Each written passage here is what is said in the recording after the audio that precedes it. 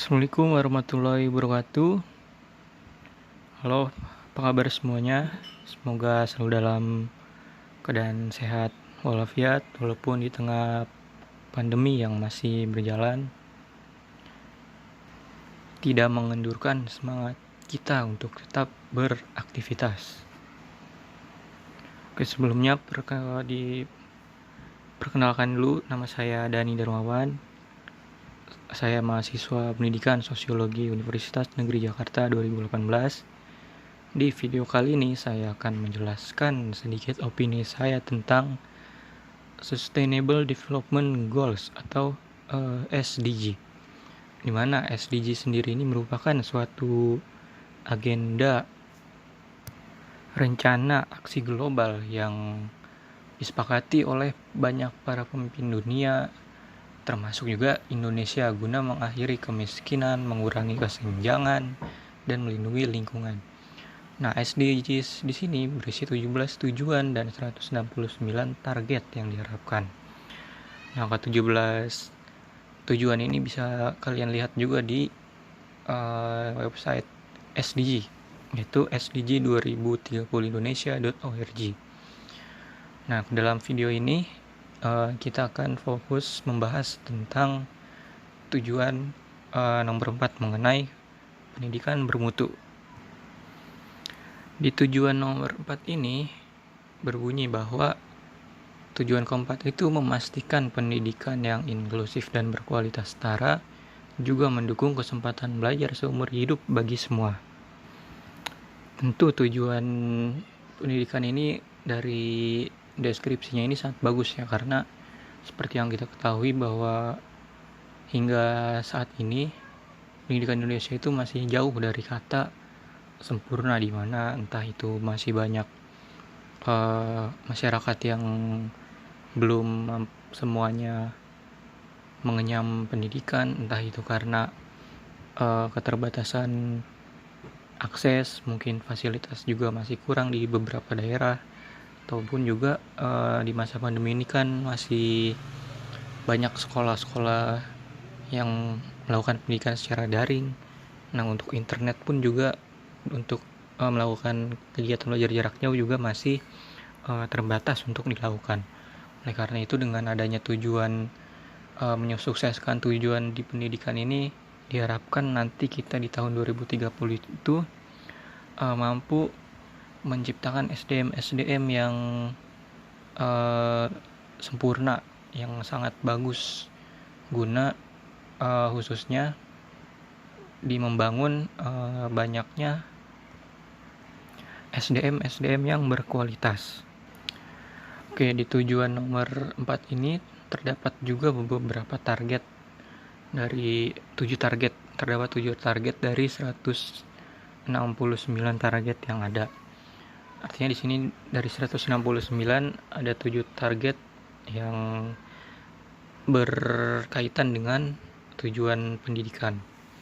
Nah, di video kali ini saya akan fokuskan lagi di target nomor 4. Untuk 7 target ini kalian bisa lihat juga ya untuk lengkapnya. Tapi kali ini saya akan fokus di target nomor 4, tujuan nomor 4, yang berbunyi bahwa pada tahun 2030 secara substansial meningkatkan jumlah remaja dan orang dewasa yang memiliki keahlian yang relevan, termasuk keahlian teknis dan kejuruan, untuk mendapatkan pekerjaan yang layak dan wirausaha. Oke, sekarang akan kita bahas bagaimana peluang target nomor 4, tujuan nomor 4 ini dapat terrealisasi di tahun 2030. Oke, langsung saja di target nomor 4 ini kan fokusnya itu meningkatkan jumlah remaja dan orang dewasa yang memiliki keahlian yang relevan, termasuk di situ keahlian teknis dan kejuruan, untuk mendapatkan pekerjaan yang layak. Nah, untuk jumlah remaja dan orang dewasa itu kan sudah cukup banyak ya di Indonesia, bahkan mencapai bonus demografi.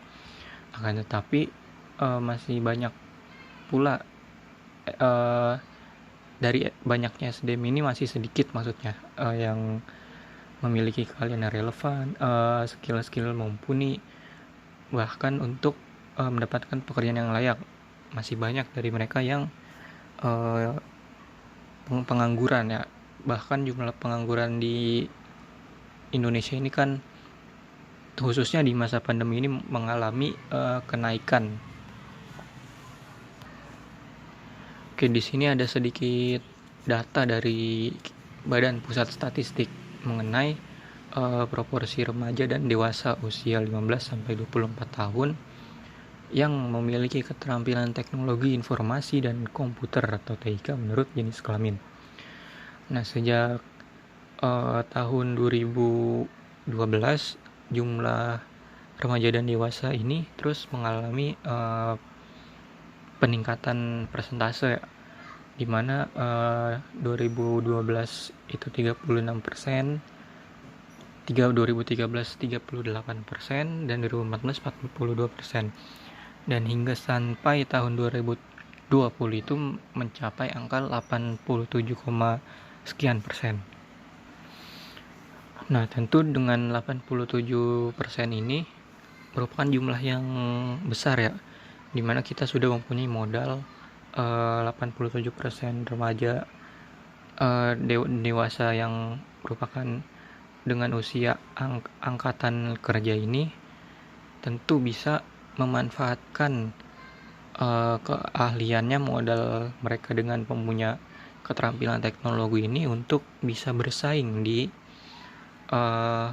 mempunyai skill lebih tinggi di pekerjaan yang layak, entah itu kejuruan atau teknik atau bahkan wirausaha di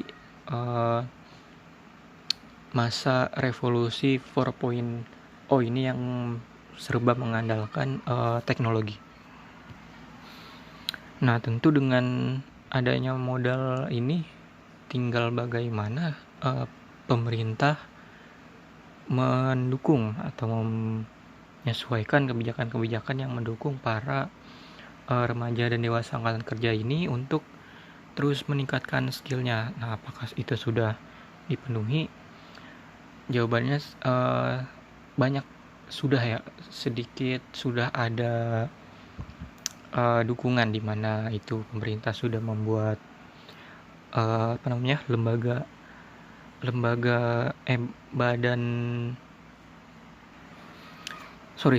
BLK, maksudnya Balai Latihan Kerja, di mana itu berisi lembaga itu melatih para calon-calon pekerja untuk meningkatkan skill mereka mulai dari berbagai bidang, entah itu ada komputer, ada kelistrikan, ada teknik dan sebagainya, bergantung kepada bagaimana minat mereka ke bidang yang mana. Nah, dari BLK ini nantinya akan disalurkan ke berbagai perusahaan yang membutuhkan, di mana nantinya mereka sudah siap untuk melaksanakan pekerjaan-pekerjaan mereka karena mereka sudah mempunyai skill-skill yang mumpuni. Nah, tentu peran BLK di sini sangat penting ya, dimana di sekarang ini banyak PHK di masa pandemi ini. Ada data juga dari Kemenaker bahwa tahun 2020 atau 2021 itu angka PHK itu mencapai lebih dari 50%. Dimana itu kan merupakan angka yang besar ya, dari 270 juta populasi, PHK itu tercapai lebih dari 50%-nya. Artinya ada ratusan juta yang mengalami PHK. Nah, PHK sendiri ini kan diakibatkan karena ketidakmampuan dari perusahaan membayarkan upah kepada pekerja, di mana perusahaan ini mengalami penurunan omset karena adanya pandemi COVID-19.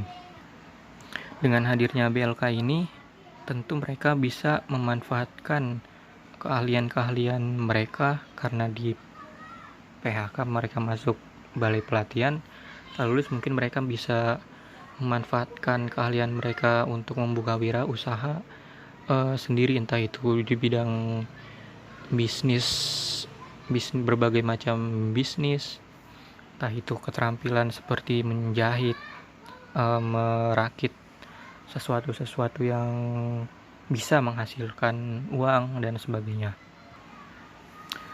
Akan tetapi selain peran pemerintah yang sudah mendukung, akan lebih baiknya jika ada kesadaran juga dari diri sendiri dari pelaku angkatan kerja itu untuk meningkatkan dan keseriusan mereka dalam melakukan pekerjaan mereka.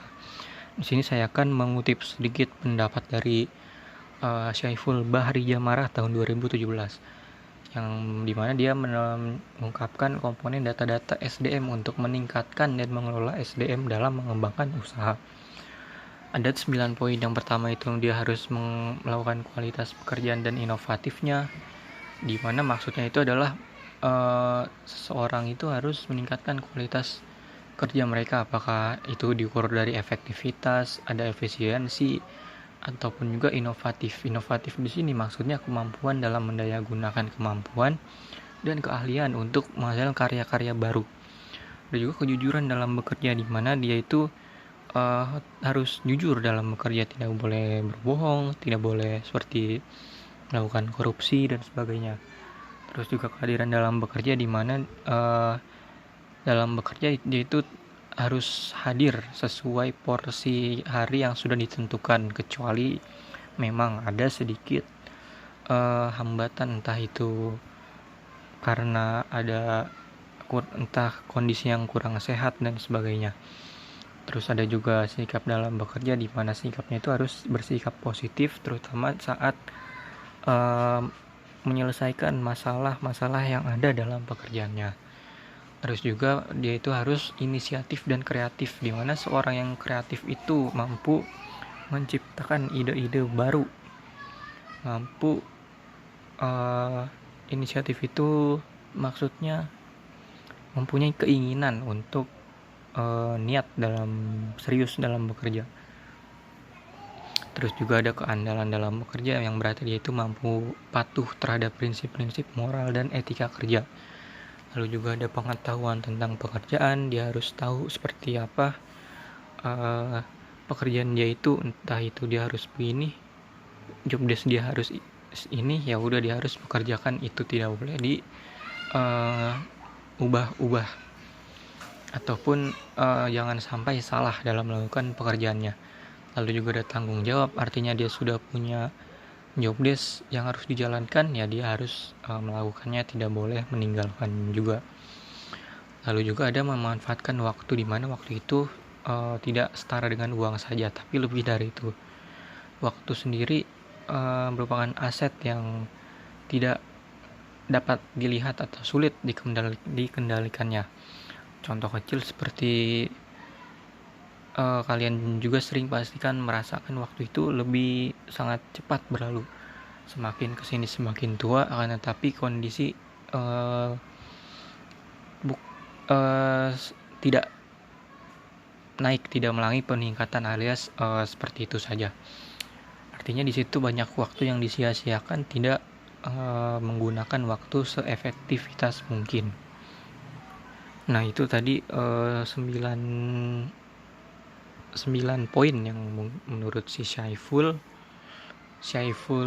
Bahri Jamarah, dimana menurut saya ini 9 poin ini harus dilakukan oleh banyak individu dalam melakukan pekerjaannya, agar membangun SDM yang efektif, khususnya dalam mengembangkan usaha mereka, meningkatkan skill mereka.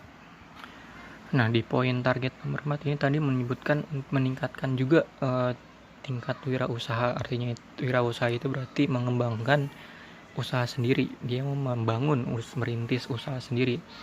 Nah, merintis wirausaha ini tentu bukan hal yang mudah, tetapi tentu tidak mungkin.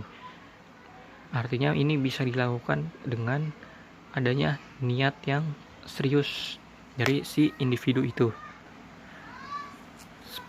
Seperti yang kita tahu di sini, tadi saya mencari sedikit pencarian di Google, bahwa sudah banyak individu yang membangun wirausaha sukses dengan latar belakang sebelumnya mereka itu mengalami PHK di masa pandemi. Nah, ini membuktikan bahwa sebenarnya kita mempunyai SDM yang bagus untuk membangun wirausaha, di mana jika wirausaha semakin banyak pula lapangan-lapangan pekerjaan yang akan tercipta, dan juga mengurangi tingkat pengangguran di Indonesia. Kita ambil contoh di sini kasus si pemuda bernama si Rojali. Rojali ini merupakan korban PHK, di mana dia itu setelah di PHK mendapatkan pesangon. Dia membangun bisnis minuman boba di tengah pandemi, di mana Rojali ini mengungkapkan bahwa dia itu melihat peluang usaha, di mana saat itu minuman boba itu sedang naik, sedang hits di kalangan anak muda. Artinya dia memberanikan diri untuk membuka usaha itu, yang kemudian ternyata hasilnya cukup memuaskan, cukup bagus, artinya cukup sukses dengan bisnis ini, yang dimana dia itu sekarang sudah sampai mempunyai 3 cabang di Jakarta. Nama brandnya ini dia Suboba di Jakarta. Dia ini sudah mempunyai 3 cabang dengan harga di atas 20.000 untuk satu porsi minuman. Nah, dari kisah Rojali ini kita bisa ambil bahwa tentu banyak peluang-peluang untuk berwirausaha. Itu kembali kita lihat bagaimana niat dari si individu dalam mengembangkan dan juga keseriusan mencari tahu atau inisiatif. Oke, jadi dengan adanya data-data yang sudah disebutkan tadi, bahwa artinya pada target nomor 4 ini di tahun 2030 ini tentu negara kita ini bisa mencapai target ini dengan cara atau dengan beberapa syarat yang harus dipenuhi, yaitu harus adanya sinergi antara pemerintah dan juga si individu sumber daya manusianya ini, di mana pemerintah harus memberikan kebijakan-kebijakan yang mendukung si SDM, seperti tadi meningkatkan pelayanan BLK, ataupun mungkin membangun kebijakan lain yang mendukung SDM. Nah, dari SDM-nya sendiri tentu harus memiliki niat yang serius, entah itu meningkatkan skill mereka, entah itu produktif dalam bekerja, dan ataupun pintar mencari peluang bisnis dalam berwirausaha. Oke, mungkin itu saja sedikit pendapat saya tentang SDG, khususnya target nomor 4 di bidang pendidikan ini, di mana kesimpulannya adalah bahwa negara kita ini pasti mampu di tahun 2030 nanti. Masih ada waktu 8 tahun lagi untuk secara substansial meningkatkan jumlah remaja yang memiliki keahlian relevan, keahlian teknis, dan kejuruan agar mendapatkan pekerjaan yang layak dan wirausaha. Karena tadi yang sudah disebutkan, kita sudah mempunyai modal seperti tadi 87% pemuda, remaja, dan pemuda punya skill, kemampuan teknologi, informasi, komunikasi, TIK, dan juga ada peran pemerintah yang harus dilakukan dan sinergi dengan individu, dan juga harus dapat melihat si SDM harus pandai melihat peluang yang ada. Oke, mungkin cukup sekian video ini saya buat, kurang lebihnya mohon maaf. Assalamualaikum warahmatullahi wabarakatuh.